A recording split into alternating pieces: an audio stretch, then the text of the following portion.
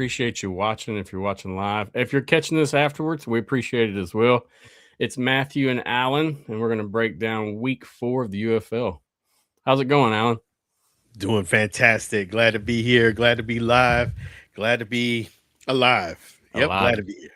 Yep, Lord's looking out. God bless for sure. Amen. That's for sure. Yep. So we're about to the halfway regular season point of the UFL. So it's went pretty fast in my opinion. That's crazy that you just said it right there. After this weekend, it's going to be officially halfway. Yeah. 4 games into 5. It's crazy when you think of it. It really is. It really went by fast. For sure. No doubt. Let me get these comments on the stage. Pull these up so everybody, because I won't check them because I'll get to talking and running my mouth. So there we go. What's up, Rick? Nice to see you, man. Yes. Big shout out to Rick. Appreciate you joining us. Yes, sir. So yeah, we had a good week, man. I'll tell you what, though, it's been like there's a new news cycle every week with the league. It seems like that's catching the interest. One thing after another, and we'll get to the talking points, as we go. Trades, everything. Yep, definitely go over those. But yeah, man. I mean, before we jump into week 4, anything you wanna say or bring up?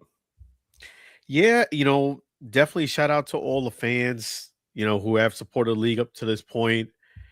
Definitely, it's been exciting football all the way around. It has been a joy covering UFL this season.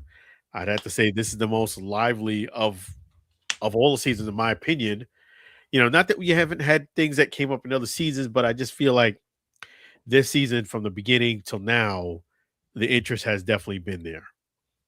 For sure. Compared to last year, even I can tell on social media the UFL is trending more than what it was last year, social media wise. Oh yeah.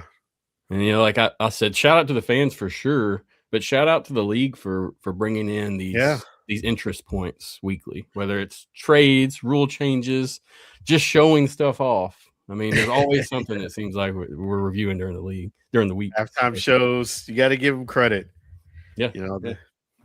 So yeah, I mean, I'm excited for the future. I think personally, there's a new fuel that's been enclosed in me, ready to get this thing rolling. So yeah, I hope others feel the same. Absolutely, yeah. All right, so let's roll into week 4. Start with our first game from last week, and that was the Kings versus the Gamblers. The Kings took it home 24-22. It was a pretty good game. I mean, how did you feel about this one? I thought it was a very exciting, competitive game. And, to Coach Beck's, what he said during the press conference this week with me, there's a lot of parity in this league. And he's right. There is a lot of parity in this league. It's a very competitive game, exciting. It went to overtime. Yeah. Yeah. So, the ironic thing was the rule change helped the Kings win the game this week. So that was the ironic thing for sure. Yeah, the rule change came into play basically the next week. So definitely exciting. And, definitely this is where I would have to say fans need to show up some more. The Houston Gamblers, I'm telling you, if numbers keep like this, where there are not many people watching it, which was a very exciting game, now people are showing up. Even when you had Ludacris, if people, it's almost like people get upset when the team is bye-bye already. You got to do something. You got to take advantage of opportunities, Matt, before, when they're presented to you. You can't wait, because I'm telling you, those numbers are glaring, and not in a good way. Yeah, I agree with you. The attendance there, what do we have? 4,880. So that's definitely tickets sold, not attendance. I don't know. There definitely was not hardly anyone there. I know the crowd noise, even watching, was kind of overwhelming from them pumping it into the stadium.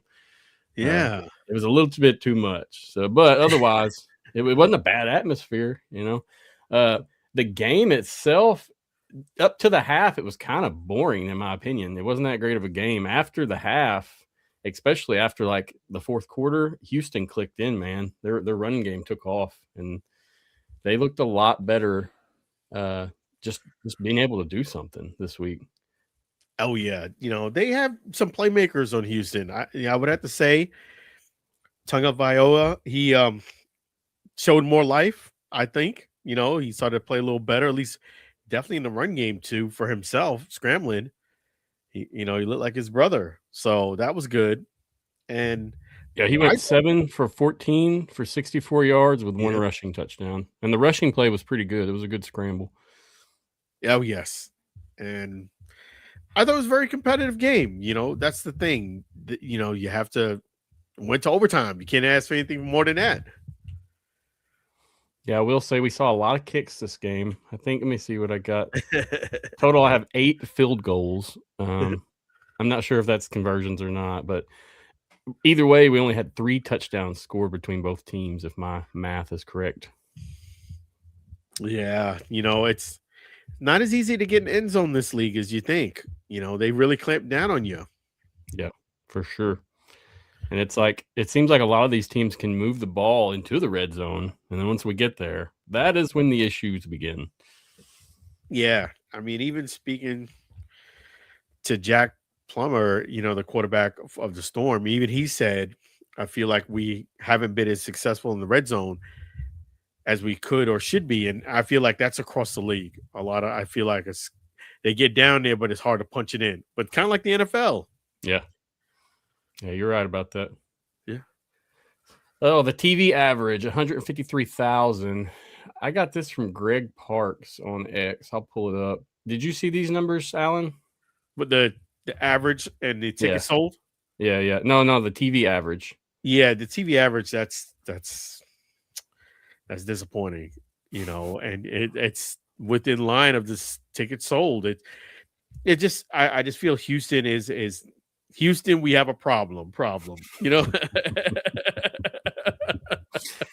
Houston has had the problem, unfortunately, for many years now, and we all know it.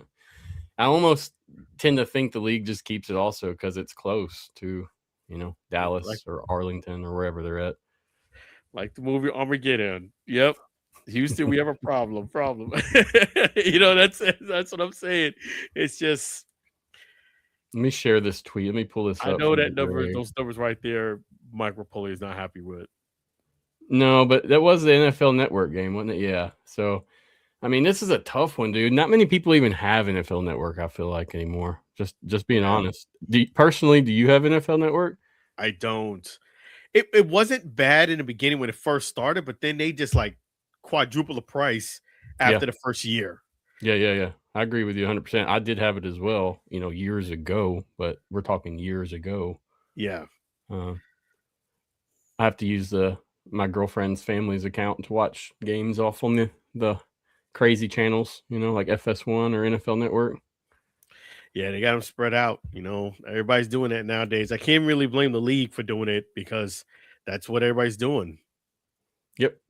And like I told you on the phone, we talked yesterday, I'm liking this schedule better than last year. The 2 Saturday, 2 Sunday standard weekly for 10 weeks, man, that schedule got boring. So you won't hear me complaining too much about this. It's varied experience depending on where you're at. So Greg is saying that it drew 153K viewers, down from about 170K from the week 2 NFL Network game. Mm-hmm. He said that's well above the NFL primetime average. So, I mean, I don't know. It's not bad. We'll see how it goes there with that, honestly. Yeah. I mean, I didn't look, but I'm curious how many more games are on NFL Network. I bet there's at least 3 to 4 more. Oh, I would say so. I haven't. Yeah, I would definitely say so. So all in all, a decent game that way. The Gamblers stepped up. The Kings got their win. So everybody in the league has a win now. So woohoo. There we go. Yeah, everybody has a win now. That's awesome. Oh, any more notable stats? Let's talk about Jason Bean. All right.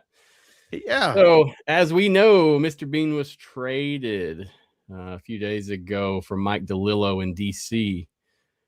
Jason Bean, he really didn't have a bad game, and he's also third in the UFL in passing with 58 completions for 819 yards and 4 touchdowns. He also has 3 interceptions tacked on. But third in the league right now, QB wise, traded to DC for a backup quarterback. Let me get your opinion on that, Alan. I thought the kid was playing good. I thought Bean was playing good. I thought he was their quarterback. You know, he didn't. He got sacked, but a lot of that was, the offensive line. You got to give your guys some time to throw.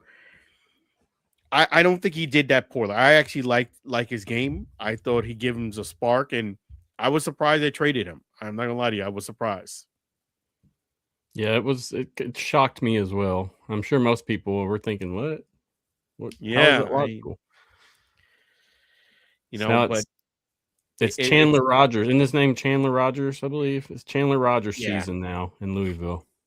And no downer on Chandler, but I did feel as if on the field, Bean was the better option. It just seemed like I think Chandler was just thinking too much, and that hinders you. Sometimes you just got to let it flow.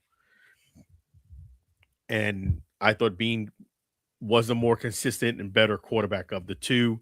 That's why I felt like he deserved to be the starter. That's why I'm also surprised they traded him, because he is a guy that I looked at as being the guy as a starter. Yeah. I mean, it took me back a little bit too, but I guess the coaches know a lot we don't know. That's the only thing I can say. Benny Snell was released as well from Louisville. Yeah, wow. So we'll see what happens that way. I'm hoping they're making the steps they need to improve, and it's not just pity patty roster exchanges, No, I think what I'm feeling from the league with all these moves that they've made is that they're trying to it appears like they're trying to put the player in the best position to play rather than just sit around. That's the feeling I got from all these moves, that some of the rules you kind of scratch your head and say, why would you trade this guy for that guy? But I feel like the teams, the prospective team that they're on has made a decision that he's not their guy, that they're willing to trade, and maybe he'll start someplace else or play someplace else. Yeah, that's my takeaway from it. It's tough for me, man. It's tough because some of these trades are definitely helping other teams more than others. There's no doubt about it. Oh yeah, and then definitely we're going to talk about some more of the trades and other teams. But there was some. This was surprising, definitely, but there was actually other situations that I felt was even more surprising. Yeah, for sure. I can agree on that as well.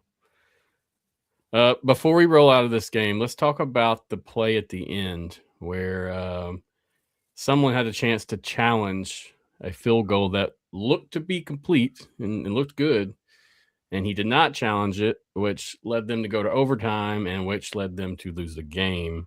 Did you get a chance to view that play as well? Yeah, I definitely do think you need to take advantage of your challenge in this league. All the time. Now, don't waste the challenge. Don't call a challenge, even if you feel as if you could win it in the first or second quarter. I think you're going to roll the dice. If it's a game-altering play, you have to make the challenge. That's how I look at this league. Don't, save it. It's like saving your money. I like saving my money. Yeah. And since you like saving your money, to your point, you're not going to make an impulse buy on something that's really silly if you go to the store. You're going to wait and kind of be methodical. And then if you see that item that you've been watching for a while and it's on sale and you can have a lot of value, and it's game altering, because if you don't get it now, guess what? The sale's over and the opportunity is lost. And you'll know the difference. You'll feel it. That's when you should throw that flag. And definitely no sense keeping it in your pocket. You got to throw it out there, especially if it's going to overtime. Yeah, we've seen a few games this year where that's impacted the game severely. And even, I mean, it's like Coach Redmond. There was a game a couple weeks ago where he threw a flag when the ref clearly told him that that's not going to be appealable. We're not going to pass this, and he still threw the flag. So, I mean, I think that just comes down to two. It's like, hey, you got to be better experienced in this league with these rules. This isn't NFL or college. You got to be with this league in particular, the UFL, with the quirky type league, rules. Not saying they're bad, but you need to be up to date on these rules. And I think you need to kind of like digest them one by one. Okay, if this situation happens, I can do A, B, or C. If this situation happens, I could do, D, F, and G. You wanna be methodical in what you're doing, and you got to know the rules. If the ref is telling you, hey, we're not overturning this, keep that red flag in your pocket. Don't waste the challenge. Like you gotta read between the lines. It's just like getting the answers to the test and then not using Yeah, them. they're telling you, and just like a player, coaches got to be held to the same accountability, meaning you cannot let your emotions get the best of you in football because it can cost you the entire season, the game and or season, because just a personal foul, personal foul. You get in a player's face, grab their face mask, you just get upset. 15-yard penalty, boom. Now you're 15 yards closer and you just hurt the team. So you gotta know how to handle your emotions. I know it's a emotionally charged game, but you gotta be in control yourself. Yep. Couldn't have said it better, man. I'd agree 100%. Especially when you're the head coach. Yeah. Especially. You're the Yeah. role model. You are the leader. You're the leader and you got to set the example. And Yep. yeah. I think Houston has a little more spark in their tank than what people are expecting right now. And I'm curious to really see what happens with them down the stretch. Oh, yeah. They got some playmakers on Houston. That's for sure. They Mhm. haven't put it together yet, but I definitely do think they have a very good team, which is even more reason for you guys to go out and watch the game or or go ahead and watch it on TV. If I was closer, I would be there. I promise. I'm just too far out. It's too far. How far But is anyway, you? anything else about this game before we roll on to game 2? No, I'm glad that, the Kings got a win. They actually have a very good team too. Agreed. Mhm. All right, let's roll on to our Friday game. The Renegades took on the Aviators. The Aviators stepped up and won this one 28-14 to beat the Renegades. So first off, I want to say disclaimer, the Renegades did play 3 games in 11 days, and that's a big deal in football, especially when people are starting a whole game. But regardless, the Aviators really caught their stride in this game. They found some kind of identity, and it was great to see for this team. So the second half of this game was just crazy action-packed for Columbus. They took the lead in the third. Not much happened for the Renegades really to catch back up in this game. They kind of just, it fell out. The fourth quarter, there was a 10-minute drive that the Aviators scored on. And then after that, we had a late game interception from Austin Reed, and it kind of sealed the deal to get this win for the Aviators. Yeah, this was a situation where, not taking it away from the Aviators, they were the more deserving team. But I definitely feel as if they found their stride and they found their stride against a team that was just completely gassed. For sure. They were offensively, especially defensively, just not there. Physically, they were there, but I don't think mentally and enough physically, they were just exhausted. Yes. And Columbus took advantage of it. They literally kept running the ball, the most attempts in a UFL game. And 202 yards for 47 attempts. So nothing fancy, just handed off the ball, and Dallas couldn't do anything to stop it. I wasn't surprised actually, Matt, that they lost the game. I was surprised how they lost the game. They could not stop the run, and they did everything they could, I felt, but not to give them an excuse, but that it feels like this. 3 games in 11 days to me was a learning lesson for me watching the game, how much that can affect a player and the play. they just could not stop the run. They just wasn't like that extra gear was not there. And Columbus took advantage of it. They needed a win. This was a very good gritty win from them. They got some identity. And at least if you're the Renegades, you definitely have learned some lessons after this game.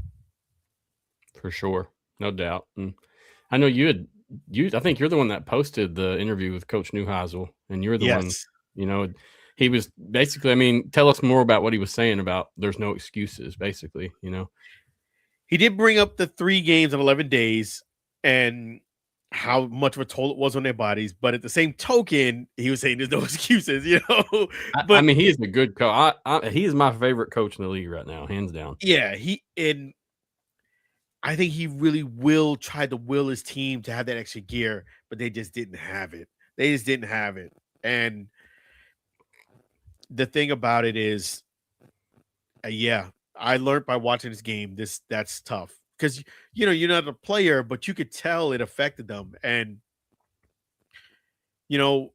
I think it was a good thing that they kind of lost this game in a way, because I do feel as if, the players are gassed and everything. But, what if the situation happens again where you face another team that has a very good running attack?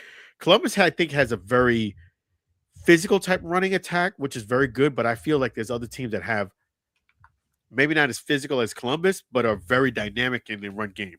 They'll give you more packages. It's very straightforward with Columbus. I think they need to do that. I think they also learned that they cannot just rely on Tyler Vaughns to spread the field on a lot of their offensive plays. And I do think for the Renegades, they need to. The Renegade was doing well. I think that they like to pass the ball and kind of gave up on that because it's not as sexy. And I think they need to keep sticking with the run. Even if you're doing well in the passing game, I felt like they kind of went away from the running game. That was doing well, but they just didn't want to call it as much. I think they wanted to kind of get back on that firehouse, Yep. And but it was a very, very good game. Props to Columbus on their first win in history too. Yeah, I enjoyed it. You see the hat I got on today. So, I think I might have found a new team, guys. So you like the Aviators. So all's good with Ted Ginn then. Yeah. Ted Ginn came back and showed out. Keep doing his thing and turn over that new leaf. I liked it. It was a good turnaround for him, and hopefully it shows what changes he's making in his life as well as his coaching life. Absolutely. Yeah, it was a very, very good game too. I kind of knew the way that the game was going around like mid third quarter was going to be tough for the Renegades to win the game. They couldn't stop the run. And if you can't stop the run, the other team just chews up the clock and holds on to the ball, and you really can't do anything about it. You just run out of possessions, but I definitely do think the Renegades are going to benefit from this education they got. Yeah.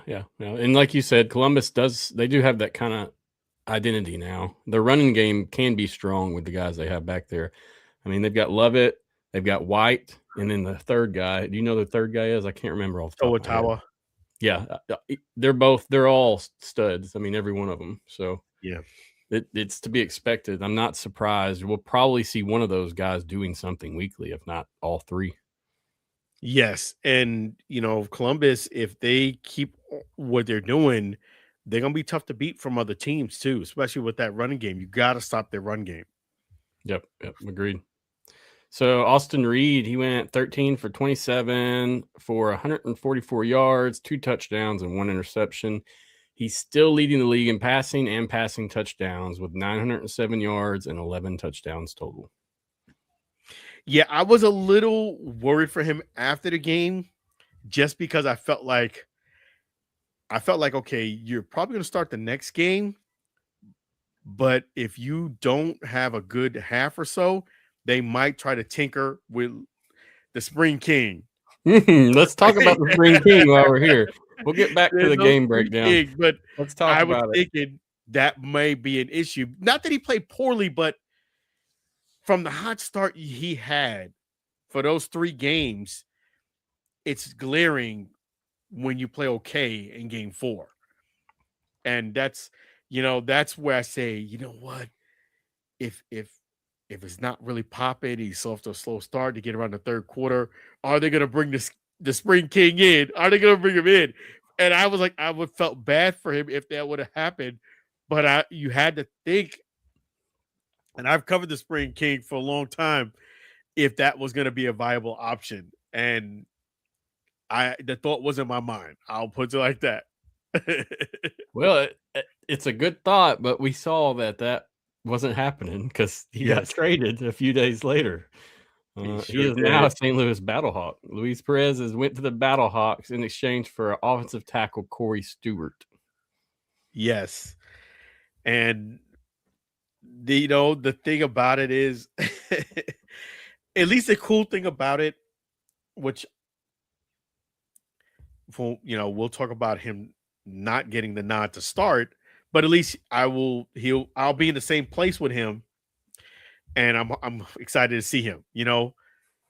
That'll be really cool. I haven't seen the Spring King Luis Perez face to face in a minute since early last season. So it was kind of coincidental that this happened, and he's going to at least travel with the team, and I'll get a chance to see the Spring King. In fact, let me pull that for you. Let me get it. No worries. Yeah. I got it right here. There it is. Yeah. I need my book signed. Yours is signed? I need my book signed. That's nice, dude. I need to get my book signed. If you haven't grabbed that, check it out on Amazon. The Spring King with Luis Perez. And I read this book, and be noted that I have 2 copies. I have the hardcover copy, and I purchased his digital copy. So most people would just purchase a digital copy, but I purchased a hard copy too. So I have both. And yeah, I'm going to try to get this signed when when he comes in this weekend, Saturday. Well, from what you said, he's probably not going to be playing anyway, according to the coach. So it's a little early to get him started. Got to give him time to get integrated. So if you're around, you'll have time to grab that autograph, I'm sure. Yeah. So get Luis Perez, the Spring King. There you go. So it's legit, man. I was going to say, is that book? Is it just is it a story about his life, or is it about football specifically? What do we? It's about his football. It's about his life and football. He tells you about the journey. And I think people need to really read this book, because not only is it a great read, it's inspirational. For sure. To be a quarterback, even in the spring football, is not easy. No. The amount of setbacks he's had.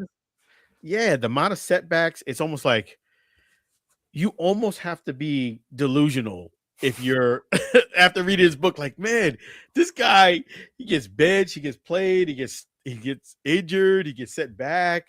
This team don't want him. That coach disses him, but then he keeps playing. Then he gets a great opportunity. He works out with Drew Brees. It's like one of those, like, man, the highs and lows. I love it, man. It's inspirational. His story's always been inspirational. I know back in the AAF days, I believe, that's when he started with the YouTube quarterback, is where he come out with that, where people were saying he learned a lot of things from YouTube. That's where I caught on to him back then. I think it was 2018, 2017, something like that. And he talks about that too. He did learn a lot. I mean, that's a fact. He did learn a lot from YouTube, watching different stories, studying it. He's very, you could tell he's very good student of the game. Like some players, they watch highlights all day long, and he really, as a quarterback, that's one thing I learned about being a quarterback and you want to be successful. Jack Plummer said it the best. You have to be the smartest guy on the field. You have to be like a head coach on the field and be thinking outside the box, and always be thinking, okay, if this safety is doing this guy should be open. I got man coverage. I got zone.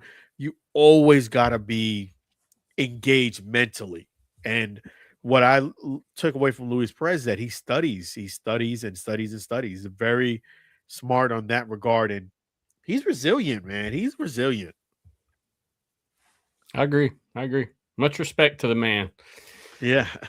Let's talk about the tickets sold or attendance numbers there. 8,729. It looked pretty good there in Columbus. I thought it was respectable. Yeah, shout out to Columbus. You could tell they're coming out there to support their team, and that's a very good number, and that's a new area too. Yeah. 682 on TV.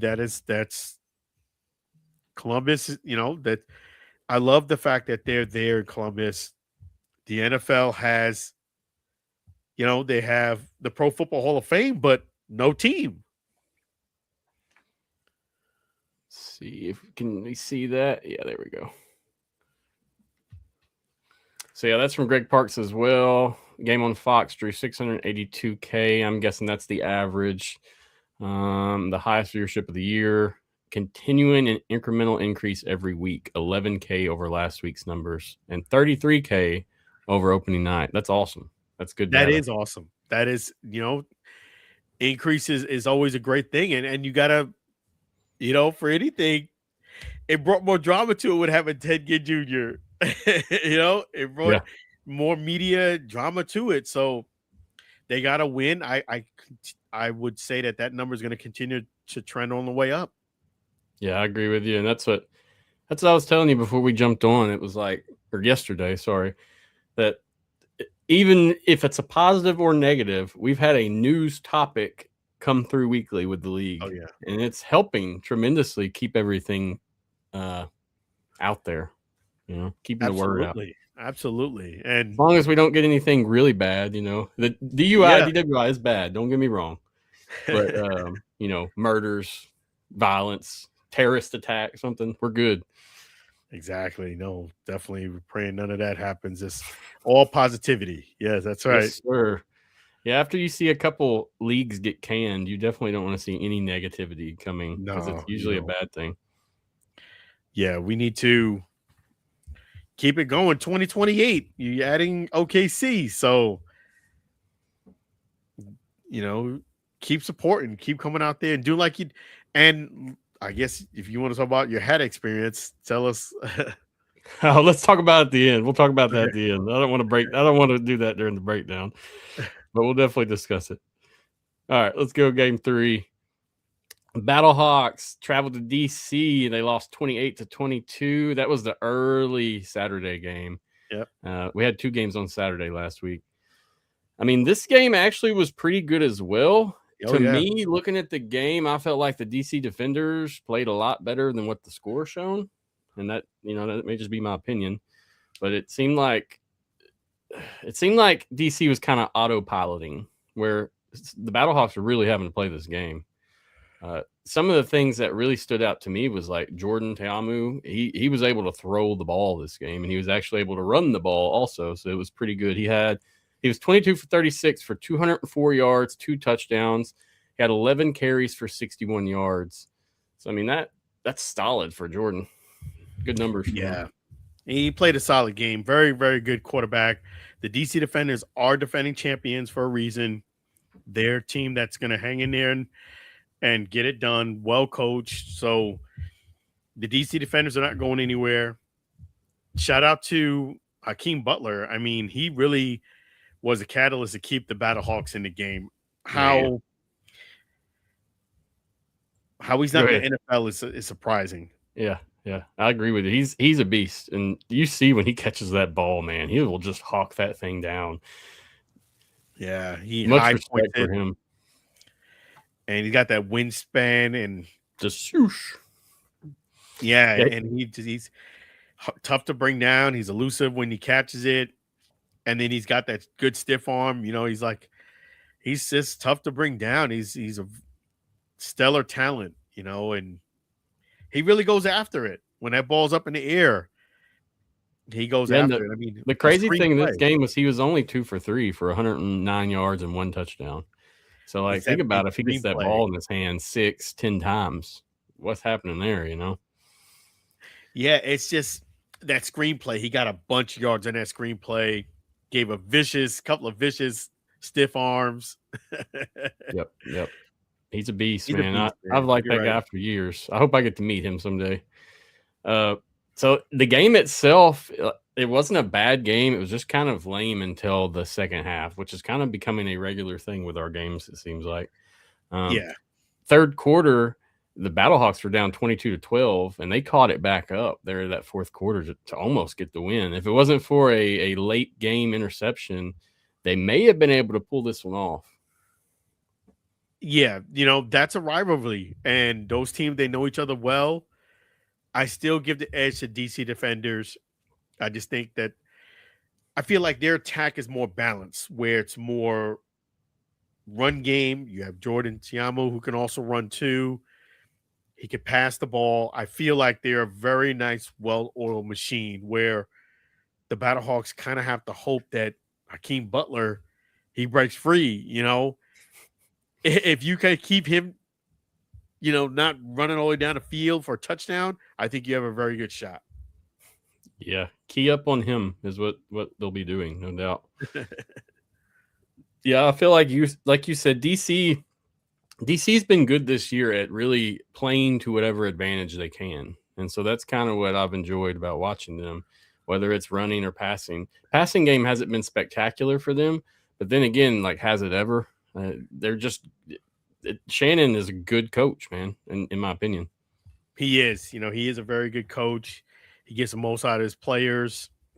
And it seemed like you're right. Their passing hasn't been clicking a lot, but one thing about the DC Defenders, they can blow you out when that does come around, where their passing does connect. Before you know it, they can have 40 points on you just like that. Yeah, the ground game for St. Louis looked better this game, but otherwise it was rough with the exception of Hakeem. It was a rough game for the Battlehawks. Quarterback-wise, we know they made the trade for Luis Perez. We probably won't see him this week, but I'm confident he will be starting before the next 3 weeks, before the next 2 weeks even, probably. I was really surprised they didn't let him start this game. Just because of the situation. You're facing a team that's 4-0. He's a veteran quarterback. You just traded for him. Team needs kind of a spark. I was, to be real, I was surprised they didn't actually, with the trade, start him this week. They're still going to give, they're still going to stick with the quarterback. But what are your thoughts on that? I think he's just being loyal. I think he's just saying what you're supposed to say to your starting quarterback, and you're trying to give him the confidence and trying to give him the opportunity to earn that spot. But I am sure that come this week, if they're struggling third quarter, we will see Luis Perez. We will see the Spring King. That's what I would say. Now, if it's a positive game, everything's going good, Battlehawks got control, we probably won't. But I don't know. It seems a little bit much why you wouldn't let this man get some game time under his belt so you can improve before this halfway mark hits in the season. Yeah, that's what I was thinking too. That I was number one surprised he didn't start. But if they are down in this game and it's not maybe out of reach but still obtainable, do you pull the trigger then? I don't know. That's iffy right there. They're playing the Storm as well this week. So yeah, you're coming to play an undefeated team in Orlando. So that's a tough one. It's not the toughest team you could play being out of the gate starting. So, I mean, that is a positive there, but they haven't lost yet, and there's a reason for that. No, they haven't. And that's what I was saying. That's what I was worried. I was like, oh man, they're gonna bring the Spring King in to start, but they're not. And I am a little surprised they're not. And not that your quarterback's played poorly, but I definitely do think if you would have a better shot, in my opinion, with the Spring King. Yep. Harrison Frost, 6 for 21 for 144 yards and 1 touchdown. It didn't look too good. It was rough. But yeah, I think that's about all I got from this game. Anything else you want to note before we move on? I mean, sorry, let's note the tickets sold. I forgot the TV. The TV averages we don't have because that data has not been released, okay? The tickets sold were 7,940. It was a from TV, it didn't seem like a busy day there in DC. What's your opinion on it? Yeah, you're right. It is a little low from what we're used to seeing in DC. And this, I think, is a byproduct of such an early game on a Agreed. Saturday. And that's 11:30, yeah, 12:30. 11:30 their time. You have the bear snake, they don't come out there till like 3, 4 o'clock. Yeah. It's just this is where it's tougher because you had the early game. I think this game is a little bit later. I think the later it is, the better and more attendance is. But yeah, it's just tough to wake up that early on a weekend. And then there, you're having to park and take shuttles or trams or whatever to get to the game there. It's a different experience than other places just because it's such a big city. Yeah, DC is DC. It's tough to park. It's a really cool city, but that's one of the things. Tough to park. If you do park, you have to pay good money if you want to get relatively close. It's too early. Yeah. And the parking expensive too. I had a Zom Fox went to a game as media, the first DC game. He had a good time, but we definitely had to do some research to see where the best place to park was. Yeah, what can it cost you to, He found a good one for like 25, I think, but I mean they can range from 20 to 60 to 80. I mean, so the best bet if you're going is to look online and try to like prepay for one. That way it's easy to find. It's all worked out. You don't have to worry about it. Right. Just either if you're going to drive, just go and GPS it right to that parking lot. That makes sense. And or Uber. Yeah, I mean that's going to be a big one there too. They've got a lot of transit there as well. So yeah, you come down here to Mississippi, and there isn't much public transportation. There isn't much of anything. You ain't got a ride. You're walking or riding a bike. But anyway, good game in DC. We'll see what happens next. I believe DC is a stat leader in sacks right now. I saw that somewhere. They have 13 sacks, I believe, for the season. So the DC defense is doing pretty well. Yeah, they got solid defense. They're defending champs for a reason. If you're the Renegades or the Storm, you have to play a solid game to beat them. And I would say the Storm, I feel as if would have a better chance of beating them right now if they played, but I not so sure if the Renegades beat them. Yeah, I can see what you mean exactly. Let's roll the comments before we go to the next game. We don't have too many, but we'll check on them. If Aviators buy in and keep being the run team of last week, they will win games. Yeah, agreed. Yeah, if you run the ball like that, absolutely, you're going to win some games. And between the goalposts, hey guys, how's it going? What's up, man? How are you? Doing great. Appreciate you joining us. Yes, sir. Yep. All right, so let's roll on to our last game of the week, and this one was the most unexciting of the week. The Storm blew out the Birmingham Stallions 16-0 in Birmingham.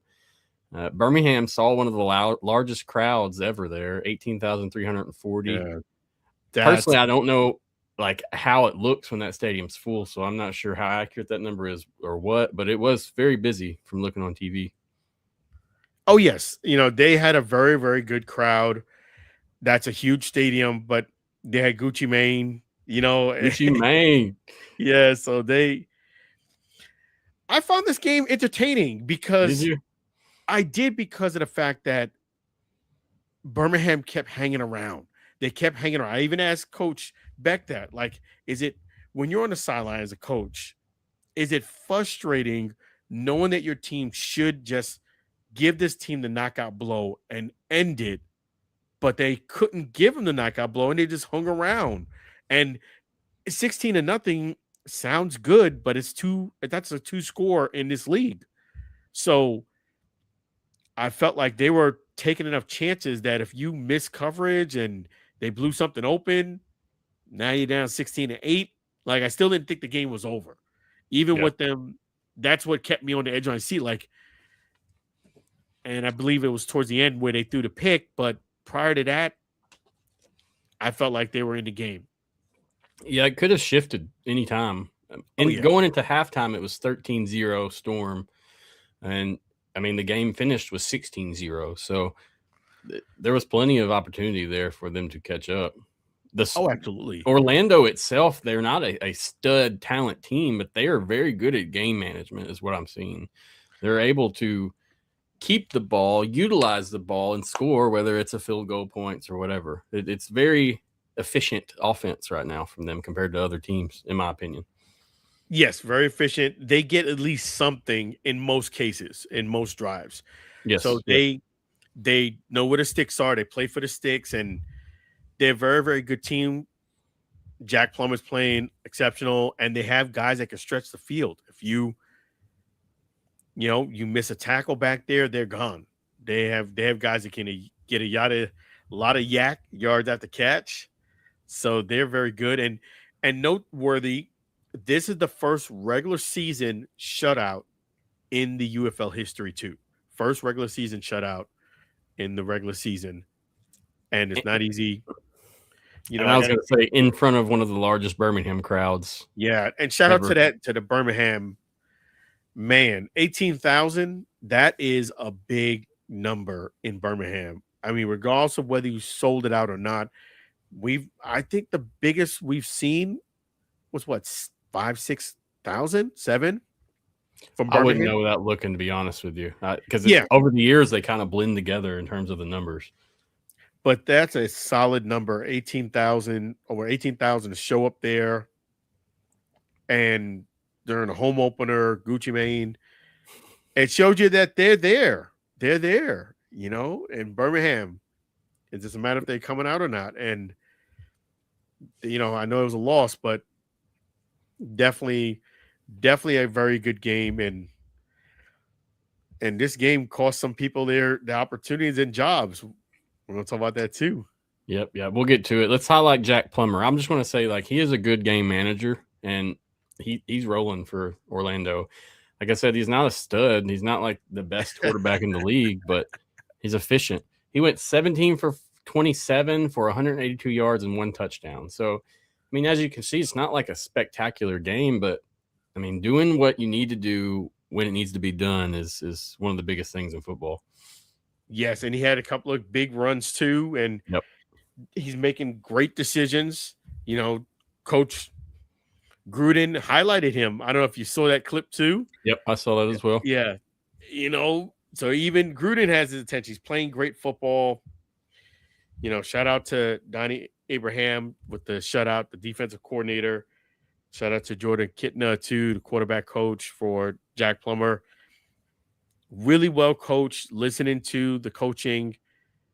And I did want to say that coach did say, I know watch on TV, like people saying he's the hero because he lowered that shoulder and got maybe a couple yards. But he said when he got to the sidelines, they were not happy that he took that unnecessary hit because he didn't have to. He got well over the first down. No reason at all to take that hit. And he wanted to be tough, and they wasn't feeling it at all. Yeah, I'll never forget the destroying play from last year. Was it last year? Yeah. Yep. Where he went down and he tried to block or hit somebody and then broke his neck. Yeah. You remember that? Year before last? Yeah. Man, he would have been good. He would have kept playing if it wasn't for that. But yeah, somebody did say that. When I have my show, that I think if he doesn't get injured, I definitely feel as if an NFL team would have given him something, an offer to come into camp. Because if you kick, why not? If you kick steadily 60 yarders plus and you're accurate, most NFL teams would be interested in you. And I felt like if he doesn't get injured with his social media platform, I think the NFL comes looking for him. But unfortunately, he had that really, bad injury, which is a neck injury, which is, how the NFL is. They don't really want to touch you when you have a penalty like that. Yeah, any kind of injury like that. That's a big no. We don't have the TV numbers for this game. Hopefully, the league will release something like they did last week, with what the numbers were, so we could see. Do you know if the numbers are out for this game? I tried to search, Alan. I couldn't find them. But like I said, I try to only use sources that are legitimate. I don't want to just Google it and use the AI or whatever. Yeah, I had a tough time getting the TV average on it, but I guess I was just so impressed with that 18,000. Yeah, no problem. I just wanted to ask you while we're on here. Not an issue at all. Yeah, so let's talk about the trade that was made. Let's see. We had a comment I wanted to pull up. Still crazy to me that AJ blew up the QB room immediately after that game. I feel that him and Corral butted heads. Oh, no doubt. No doubt. And that's what you can see from the low-key, shady comments that AJ's making after the press conference, and even the press conferences after the trade was complete. I mean, it low-key, a little bit of shade thrown out. What do you think about that, Alan? AJ, you could just tell, you could see smoke coming out of his ears and his mouth. He was like a raging bull. You talking about the one after the game, correct? After the game, he was like a raging bull. You could see smoke coming out of his nostrils, out of his ears. I mean, he was upset. And that was a press conference was not physically in, but I was in the Zoom. And one of the questions, which, that's sometimes it's tough when you have to type your question in Zoom. I prefer to ask the question verbally 100 times over typing it in. And the reason being because you can kind of adjust how you say it and how you ask it. But yeah. Shout out, Isaiah Bugs he gave a great answer. He shared my little clip with him too on social media, which was really, really cool. I'm gonna get back to him in a moment. But with AJ, yeah, I feel like him and Matt Corral. One of the questions I was asking was like, if you was out there, you was a quarterback, would you have not gotten the shutout? I felt like asking him that. I'm trying to find that. Is that interview? Is it on your social media? Yes. Where he talked after the game? Yep. All right, let me find it. Go ahead, keep on talking. I'll find it. Yeah. So the thing about it was, he was upset. Yeah, I feel like Matt Corral and him butted heads. That's for sure. But I also get the impression that Matt Corral is kind of a hothead a little bit. Like he did not conduct himself to me kind of like professional in a way. He wanted to do what he wanted to do. And he kind of got the impression that like AJ was kind of bugging him. Like, hey, I got this, boss. And AJ was being that manager, was like, well, you're not doing what we're asking you to do. And you could tell when he had the iPad, like, what do you see it? When he started telling him, like, what do you see it out here on the field? Yeah, so this was maybe not the best moment on both sides for AJ and Matt Corral, because after the game, no kidding, a lot of people was really down on AJ. They was not too impressed, Yeah, I mean, even now. So the Stallions sent Matt Corral and received they sent Matt Corral and defensive end Amani Bledsoe to the Storm and received Dorian Thompson-Robinson. I don't know if we said that out loud or not, just in case anybody was listening. I wanted to say it.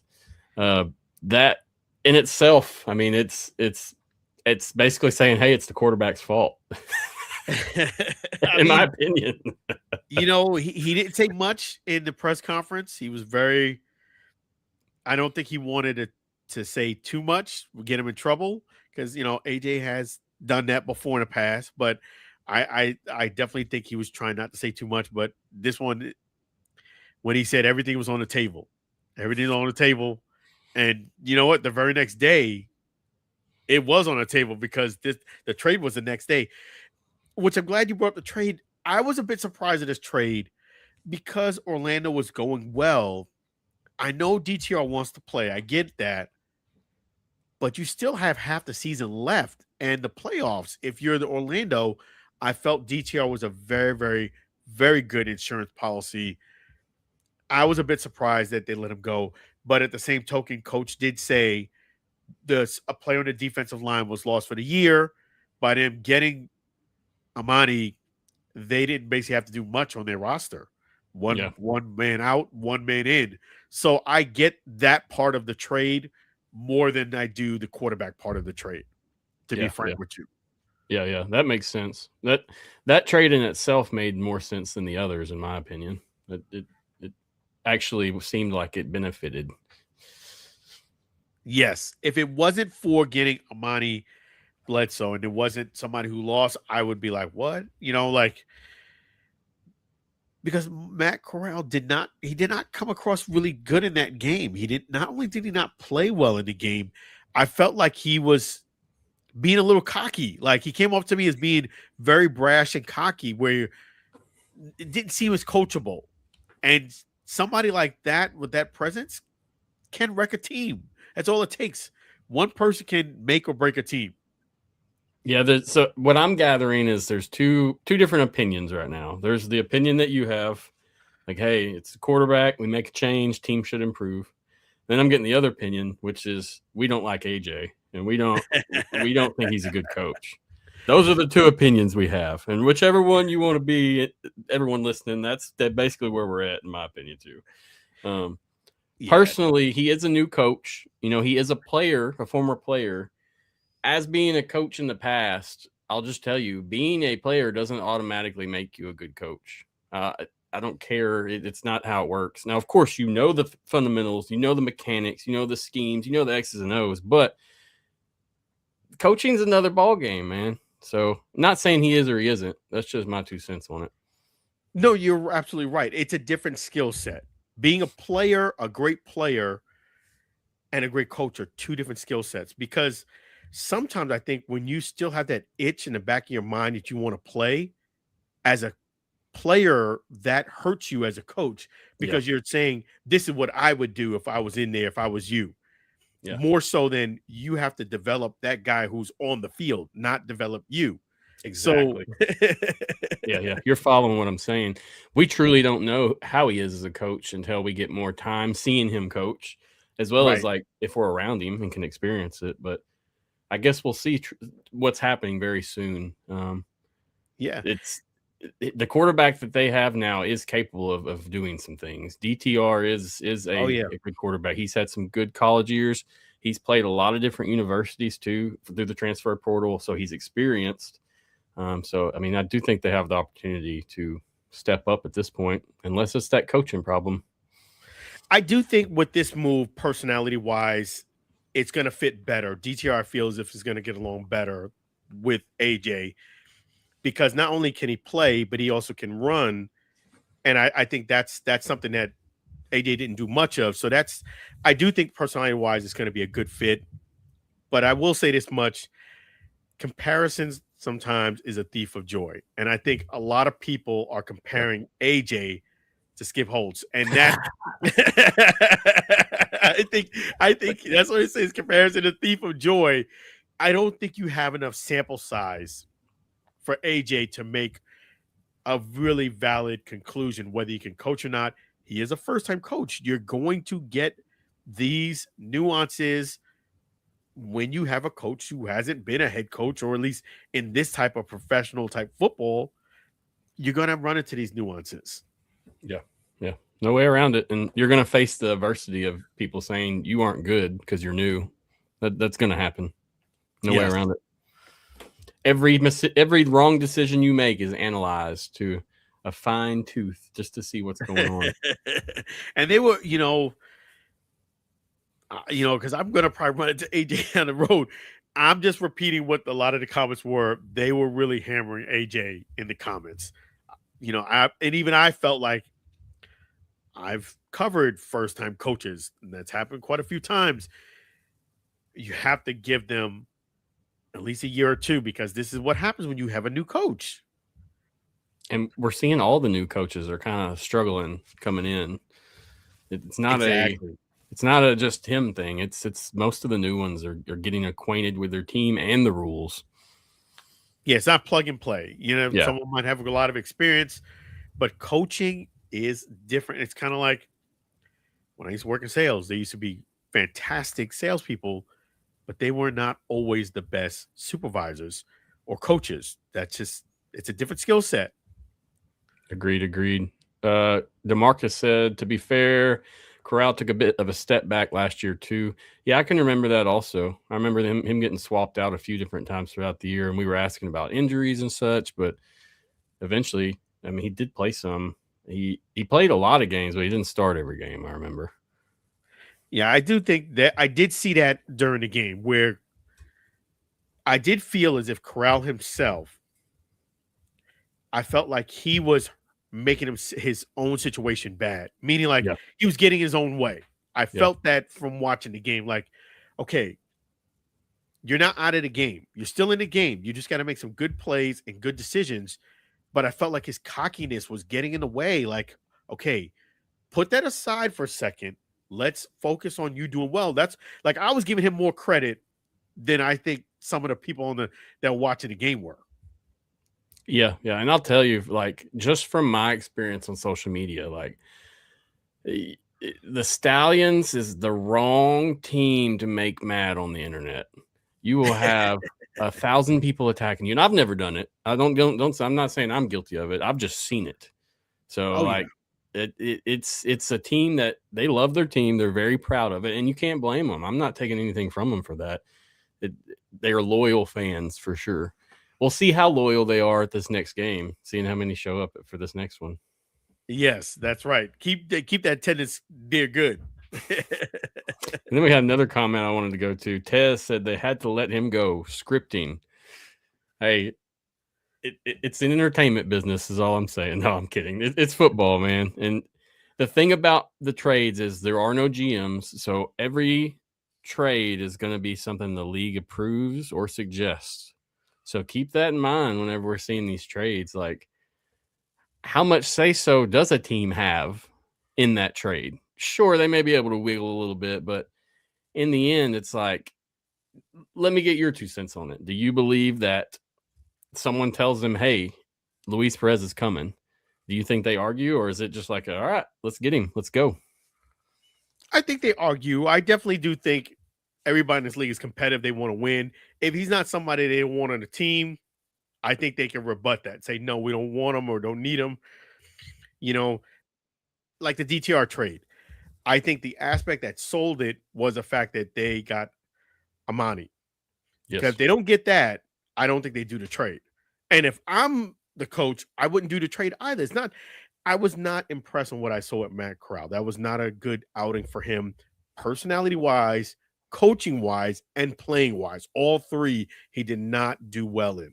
So to me, if I'm the Orlando 4-0, I'm not going to invite someone that could potentially hurt our season, especially who I felt DTR, quite frankly, was better, just the way, just the way it looked. But the fact that they got Amani, that made the difference, and the fact that they lost a player on the defensive line for the whole season. Agreed. So yeah, that covers the trades. I mean, I think we covered it all, right? In terms of trades. Yes, in terms of trades, yeah. I mean, cool. Yes. We'll see what happens next week, man. You think we'll have some more trades down the wire? I do. That's the one aspect I'm going to ask one of the coaches there is that, okay, is the purpose of this league where you have a player that unless barring injury, they're not going to play? Is that why you see some of these trades where, okay, we'll just let him go because he might start or play someplace else instead of just sitting on the bench? Is that an aspect that comes in your mind? I think they're going to probably say yes. Yeah. I can agree with that as well. Let's see what DeMarcus said. DeMarcus said, Pro claims Luis Perez asked for the trade. I can tell you that he did not look happy on the sideline. Yeah, I could see that. I could definitely see that. Luis Perez, the Spring King, and I can speak on this because I've interviewed Luis Perez probably about 30 to 50 times. And I read his book, The Spring King. He's a competitor. He wants to play. And I get it. I'm not so I was surprised but not shocked, I would say, when Coach Neuheisel went with Austin Reed. Austin Reed has been playing lights out. This is one of the unfortunate things about pro sports, not just football. It happens in basketball and other sports. Coach wants to go with a certain player. The player balls out. The guy who's a competitor who's used to playing is unhappy, even with the team having success because they're perfect right now. Luis Perez wants to play, and the Spring King, he's probably knowing him. He's probably regretting that he probably came back this season because he hasn't played yet, and he's not starting this game, which I'm surprised. I'm surprised he's not starting against the Storm. I will see him this weekend, and we and him are going to talk. So I'm excited for that. He does not look happy on the sideline, and it's not surprising. The guy wants to play. Even when he plays and they win, you can probably get a pretty decent interview from him. But if you lose, yeah, he's pretty short. He's pretty snarky and he's a little short. I'll put it like that. And I've gotten used to that from him. But yeah, for example, there was one team he lost, and I asked a question. He, was real short with it. It was over. I said, well, at least I got my question in, I said it to the members of the media, like, at least I got my question in. Because at least I wasn't afraid to ask the question. Yeah. Most of them were afraid to talk. Yeah. Like I said, I feel like most professional athletes don't like to lose. I don't care what it is. Let's think about Michael Jordan for a minute. You know all about him, and he doesn't want to lose back in his days. And sure, they're not all MJs, but a great athlete has that same spirit, that same pride. Absolutely. Riding that pine is not fun when you have the skill to do things. Yeah, and it's tough for him. I know this is tough. This is 4 games in. I think he did play. Correct me if I'm wrong. The first and second game when it was junk time. Yeah, I think he did play, but very, very little playing time, if at all. And you can't. Austin Reed is just playing lights out. It's barring that last game, but I don't even think the last game was really all on Austin Reed. It really wasn't. But I get it. He wants to play. I know he's a competitor. He wants to play. It does not surprise me he was unhappy on the sidelines. I don't think he's going to be constantly in the coach's ear that he wants to play, but I definitely know that he's seething in his teeth, gritting his teeth, that he wants to get out there, chomping at the bit. And you should be. If you're a competitor, you want to play. Think about those long passes to Hakeem Butler that are going to be heading to this man's future. They're coming. Just give it time. They're coming. I'm confident in him. I am too.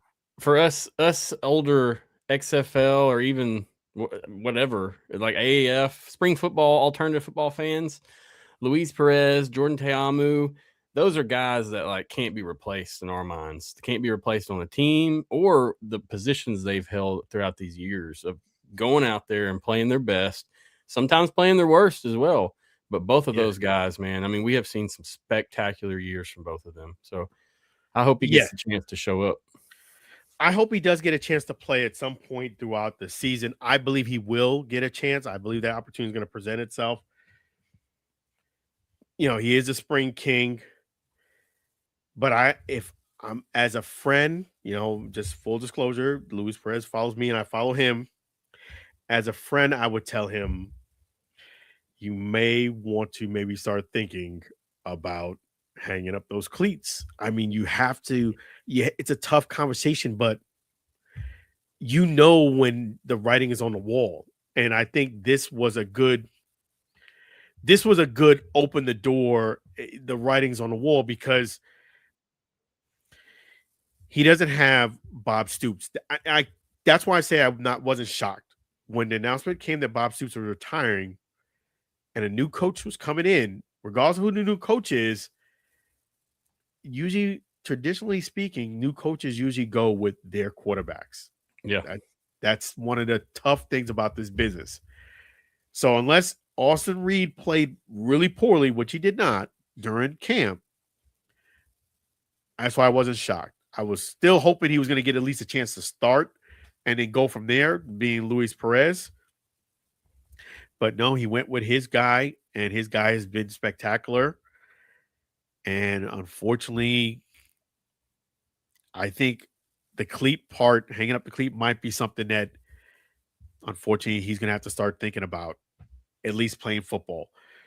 A second part of that is maybe start thinking about being a coach, because, how many years can at the roller coaster ride has to end at some point. Yeah. Whether you want it to end or they telling you to end it. And I think it's better if you say to end it rather than they say to end it. Yeah, yeah. It's always more respectable to see him go out on a highlight than see him go out on a injury or a horrible game. Any football player. I mean, I was talking in our podcast with Zom, the 2nd and 6 podcast this week, about just older athletes, and it's almost like a UFC athlete. You see these UFC athletes and they are a beast, and then all of a sudden they get beat and they get beat and they get beat and then they retire.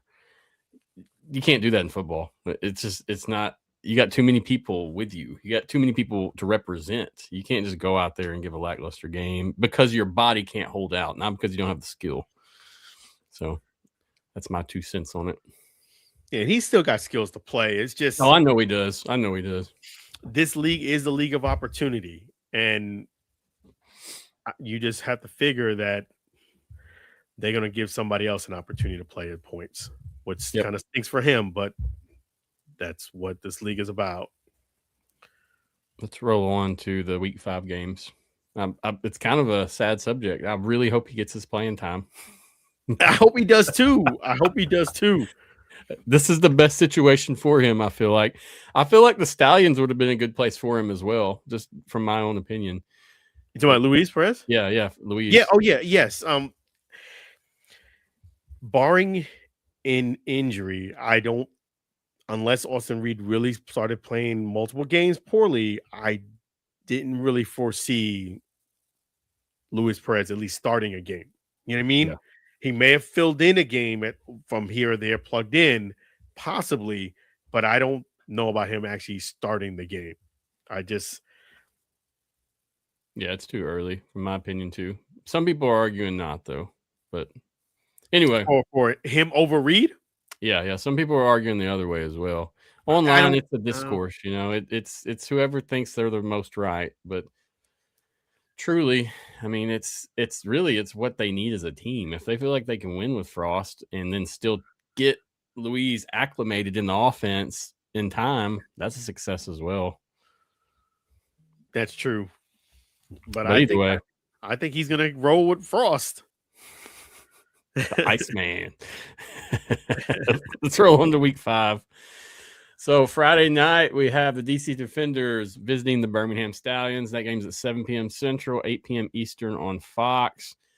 There's some good specials rolling for every game this week. So if you are attending a game in person, check out online and see the specials that are happening in those areas. They're all kind of different, but somewhat similar. So just do that. I think I saw like $3 hot dogs and $3 beers for this game. In fact, let me bring that up real quick. I'm glad you did say that. Yeah. It was special that I'm going to tell you guys. They sent me a press release on that. Sounds good. The Storm. I'm going to share that with you guys. And if you're coming out to the game this weekend in Orlando, hey, every bit helps. This is a nice thing for you to see. Let me pull it up here for you guys. Give me one. No problem. I'm going to finish this game while we do that. So the DC Defenders heading to the Stallions. We're going to see a new quarterback in Birmingham territory, so that'll be a one to watch, guys. Definitely check it out. I'm going to miss this game because I have something to do Friday night, so I'm going to have to watch this after the fact. It makes me kind of sad. Yeah, that's going to be a very good game. The DC Defenders, I still think, I know DTR is going to definitely be a lot better quarterback play, in my opinion, than Corral, but I think it's too soon, meaning to beat a team like the DC Defenders. I just don't see it happening. I definitely do think this is a shakeup for them, and definitely going to see, I feel like, some great plays, but to beat the DC Defenders, a proven team, that is a well-oiled machine, great running game, great passing game, a mobile quarterback. I would be far-fetched to think that the DC Defenders are going to lose this game. I think the DC Defenders win the game. Yeah, I'm rolling with you on that as well. This DC defense is going to be a tough one for your first start out the gate. 13 sacks for the season, 4 games in. That's pretty good. So, anyway, that DTR is the right man for that, though. He will be able to move, and so that's what's good. Yeah. He won't be stuck in the pocket the whole time. Yeah, that's the thing. Yeah, I'm looking forward to this one, and even though I can't watch it, I'll have to watch it after the fact, unfortunately. But yeah, so let's roll on to the next game you were talking about. St. Louis taking on the Storm. That game's in Orlando. It's at 6 p.m. Central, 7 p.m. Eastern, and it's on ESPN. This should be a good one as well. Oh, yes. Let's get your rundown. What's your opinion of this game? This is your team. I definitely do think the fact that the Spring King is not starting the game, that gives advantage to Orlando Storm. I definitely do think it's going to be a very good game. I'm glad I'm going to be there. You cannot let Hakeem Butler free. But I do think the Orlando Storm wins this game. I feel like they're just all around. I feel like their defense is just stellar. It's going to create problems for Frost. I think Frost is going to be frosted out. Don't be surprised if you see Luis Perez in this game. I wouldn't be surprised if you see Luis Perez at some point in this game. But I just feel like the Orlando Storm are going to win this game. They're the better of the two teams. Maybe the Battlehawks later on might do something. But the great thing is, I'm going to tell you guys now, the perfect storm is brewing in Orlando with 40% off tickets and $4 beer happy hour. So that's really cool. Arrive early for a $4 beer happy hour too. If you get there at 6, the gates open at 6.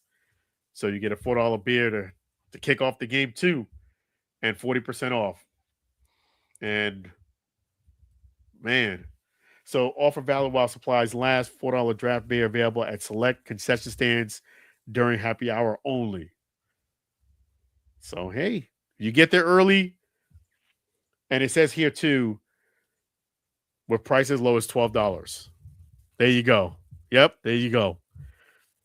Yep, get there, guys. I mean, if you're just hanging out, it's a good one to watch. Get there at 6. You know, I'm not You'll be there, right? I will be there, and I'm excited to be there. I'm gonna have my book here, the Spring King. You know, I got to get this signed, Luis Perez. I'm run out of time, and you're run out of time too. I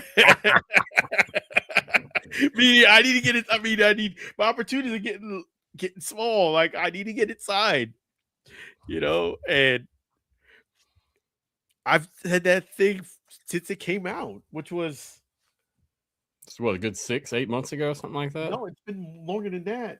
Longer than that, wow. It was at the beginning of last season. Wow. Yeah, because I remember they were plugging that book at the beginning of the season on the broadcast quite a bit. Last year's a bit hazy for me because I went down for the count, so it's kind of like they blend together from 24 to 25 is one big year for me, unfortunately. But it's all good. It, like you said, should be a good game. Great place. Oh, yeah. What do you think y'all's attendance? How do you think? Do you think we're looking at a positive uptick here in Orlando, or is it going to be down? I think it's going to be a positive uptick because of the fact that they got that last minute promotion, 40% off. You know, adult beverages, $4. I think it's going to be a positive tick. The Battlehawks are a team that draws well, so you might have some people come in from out of town, maybe not a Battlehawk fan, but want to see this game. They are 4-0. You know, winning brings people to come to the stand. So I would be very happy if they had at least 20% more people show up at this game and watch the game. It's a good time slot, 7 p.m., ESPN. I'm excited about actually being at this game. I'm excited. You know, Hakeem Butler will be in the house, the Spring King, regardless of that. It's going to be a great game, and you have a chance to go 5-0. The only undefeated team is the Orlando Storm in the UFL.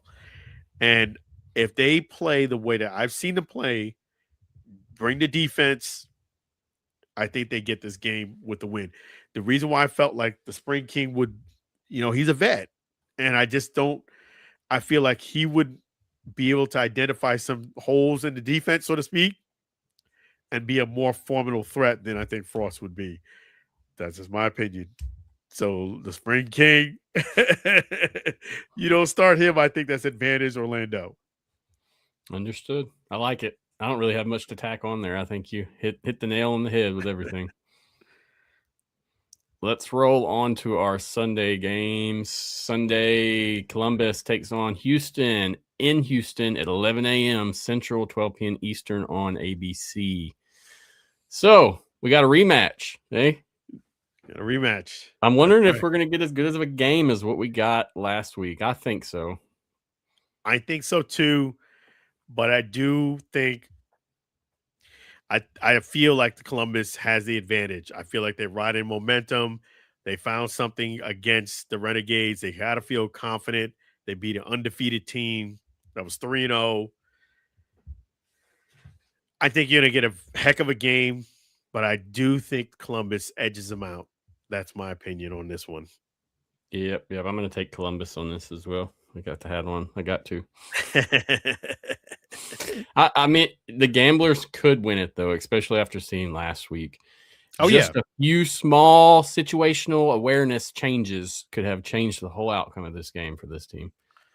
Absolutely. And I think Tagovailoa needs to start passing more. I mean, he's good at he's moving the ball with his legs, but I think you need to get the ball to some of your guys who can really playmakers. They got some playmakers in Houston. Do you know out there? Have they come out with the depth charts yet? Have you seen anything? I'm gonna look real quick, see if I see anything on it. Curious to know if he's starting or not, or if Nolan Henderson's still hurt.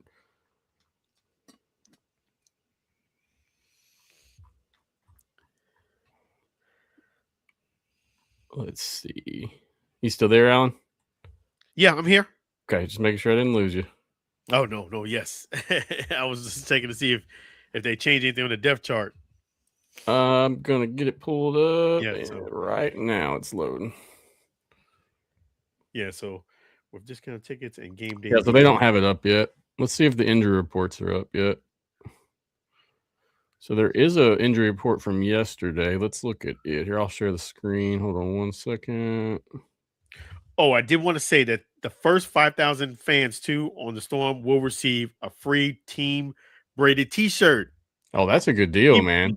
Team branded, I beg your pardon, team branded T-shirt. Yeah, you get a free T-shirt for the first 5,000 fans.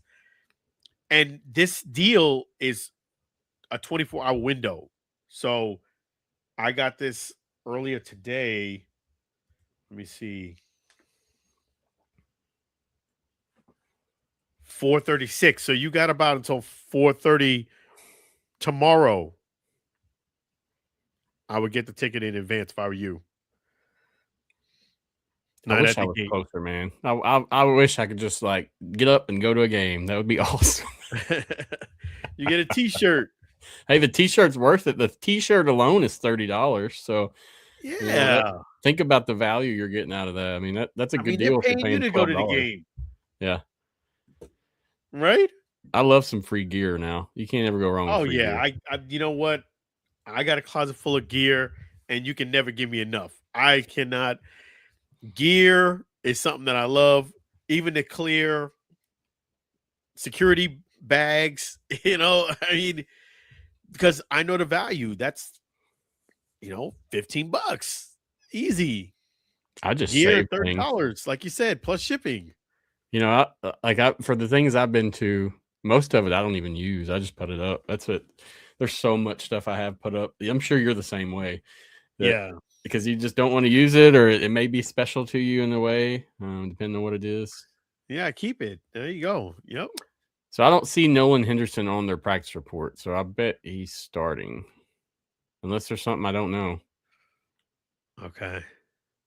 But take this with a grain of salt. The injury reports, the depth charts, they've changed last minute, everyone. So, I mean, don't get upset if something's not right according to these depth charts or injury reports. That's right. Take it with a grain of salt. Yeah, for real. Some of them, sometimes you won't see them posted till the end of the week, and then all of them will be there on Friday. So, all right, let's roll to our last game of the Sunday lineup. Louisville is taking on Dallas in Dallas. The game's at 2 p.m. Central, 3 p.m. Eastern on ABC. Hey, this is your game right here. What are you thinking, Alan? This is your team. This one's the toughest one. I feel like the scouting reports out now about how to beat Dallas with the run game. Louisville, I want to make sure I got that right. It's pronounced Louisville or Louisville. So you say it like there's something in your mouth. Louisville. I don't even say it right. You got to get somebody that's from there to really say it. Louisville. Okay. Louisville. I'm gonna mess it up if I keep doing it. Louisville. So yeah, they just got to win. They were very tough against them when they played them. I'm still going with my guys, the Dallas Renegades, but I do think the Dallas have their hands full with this game just because you kind of let the league know how to beat you. Definitely keep running the ball effectively. They do have some runners from the Kings. This is a team that you have a lot of tape on each other. It's going to be a very tight, contested game. I have Dallas winning a very, very close one, but I would not be surprised if the Kings pull this one out. Yeah, I'm right there with you. It should be a game. I'm not feeling confident on Louisville just because the recent trading and some of the decisions in the past, game time decisions weren't very good. So they're going to really have to step up in terms of consistency throughout the season. In my opinion, too, like watching Rodgers play hasn't been very good. Whenever he's been on the field, there's not much going. And that's another thing where I'm like, is this really going to work? The thing with Bean is he wasn't the best, but he could complete passes and he can run as well. And that was kind of. Yeah. I was surprised they traded him. I felt like he was their best option, in my opinion. No disrespect to the other guys, but I felt like he was the most, like you said, to your point, most consistent passer, most guy who was trying to push the ball down the field.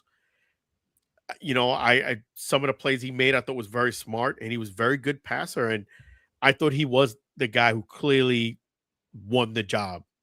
And them getting, moving on from him, yeah, that is kind of a shakeup.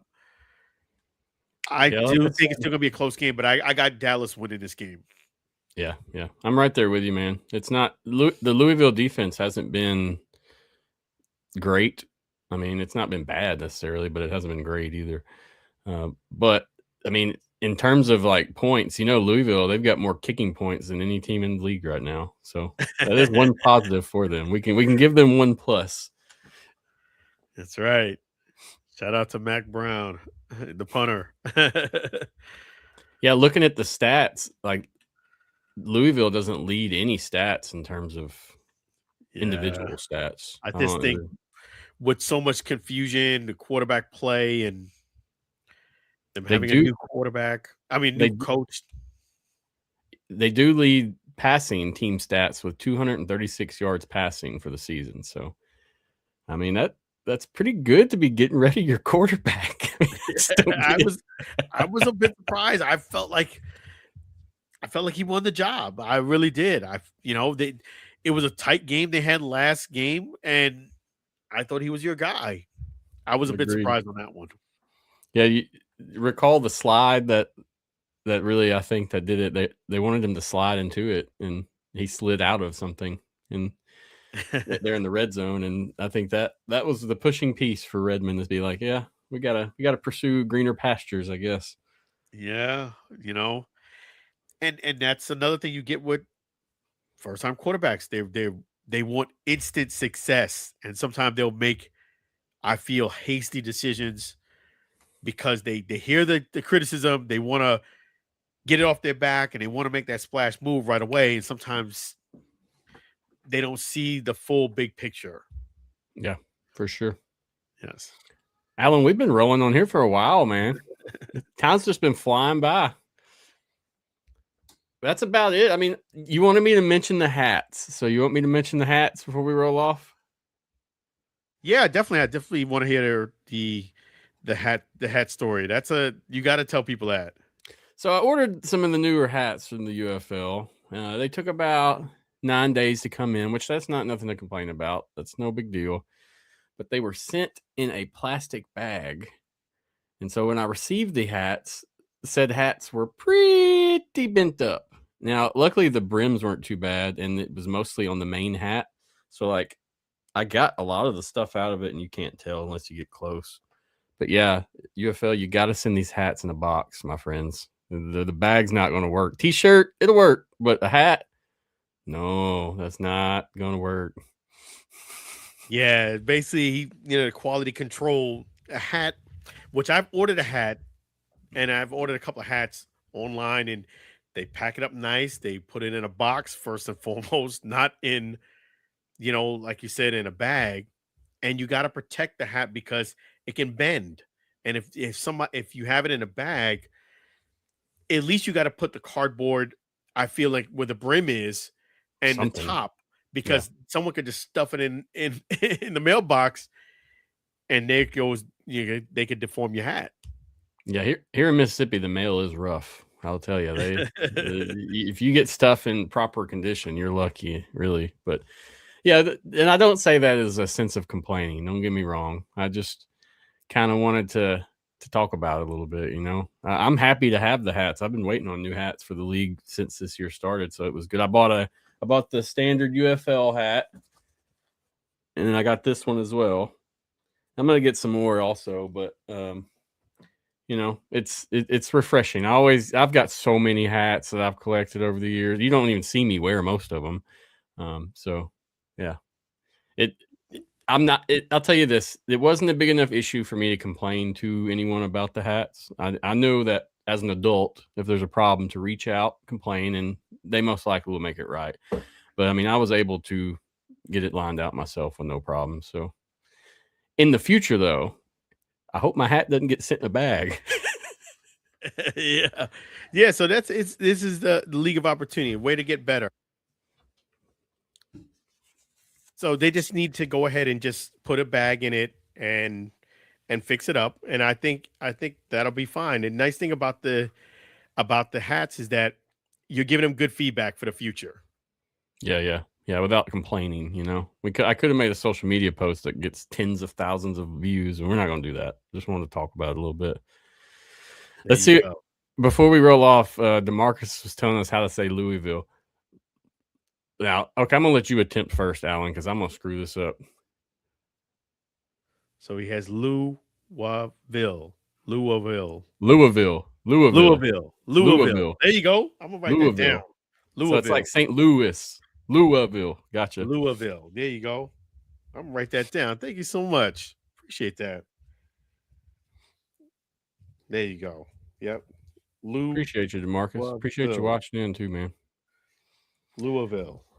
But yeah, man, that's about wrapping it up for week 4 into week 5. Next week, guys, I will be out of town, so we're going to play it by ear. We may end up doing a recording instead of a live. So if we do, I mean, you'll see it, but I'll still be on here interacting and able to mess with comments and stuff. But where I'm heading, I may not have the internet able to stream live. So we'll see what happens. But yeah, just wanted to keep everybody informed. Yes. In the meantime, thank you, Alan. I appreciate you coming on again, man. This is our show, UFL After Dark. Check us out Thursdays, unless there's a game on Thursday, and then we'll go Wednesday. So, yeah. Yes. Looking forward to it. Appreciate you guys chiming in. Good conversation. Good people commenting. Appreciate you watching and attending. If you watch after the fact, thank you as well. Always appreciated. Like, share, and comment. Show us some support. So, all right. Appreciate you guys. Till then, guys, take care, and we'll see you next week. Got it. Go UFL. Go UFL, baby.